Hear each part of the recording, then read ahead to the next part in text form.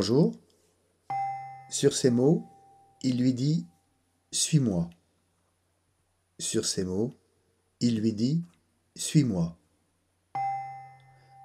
Nous lisons en ce troisième dimanche de Pâques un extrait de l'évangile de Jean, qui relate l'apparition de Jésus ressuscité à 7 de ses disciples. Ce récit vient clore l'évangile selon saint Jean.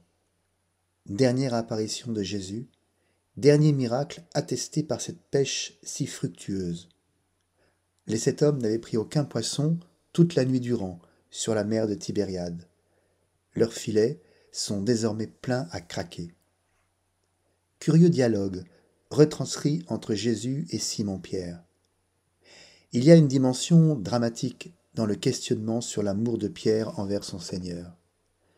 Pierre croit aimer Jésus, lui qui l'a suivi sur les chemins de Palestine depuis le début de son ministère public.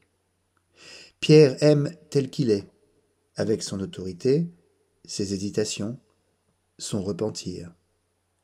Mais Jésus lui dévoile une direction radicalement nouvelle. « Suis-moi ». Cette injonction peut nous surprendre à l'adresse d'un homme qui avait précisément tout quitté pour suivre Jésus. Un métier, une famille, une certaine sécurité. Le « suis-moi » prend un sens nouveau, car il est prononcé par Jésus ressuscité, c'est-à-dire victorieux une fois pour toutes de la mort.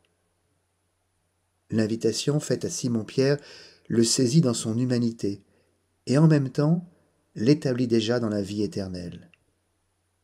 Il y a une invitation à la résurrection dans le « suis-moi » adressé à Pierre.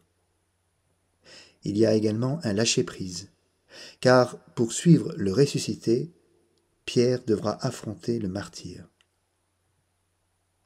Pour nous, qui lisons ces mots 2000 ans après, il est également urgent de suivre le ressuscité. Urgent, c'est-à-dire sans attendre davantage, sans procrastination. Dieu nous appelle à la vie véritable, et cette vie ne se résume pas à notre vie biologique. Il y a un pas à franchir, une confiance à déployer devant ce mystère de la victoire de la vie sur la mort. Il n'y a que moi qui puisse répondre personnellement à cet appel du Seigneur. Le suivre, rien d'autre.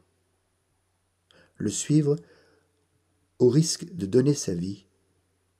Le suivre au risque de le reconnaître dans les pauvres et les petits qui nous sont confiés.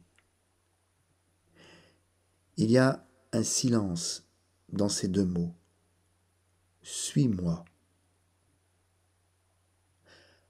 Un silence qui débouche sur l'inconnu de notre vie en Dieu.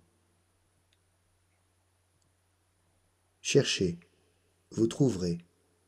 Frappez, on vous ouvrira. Bon dimanche.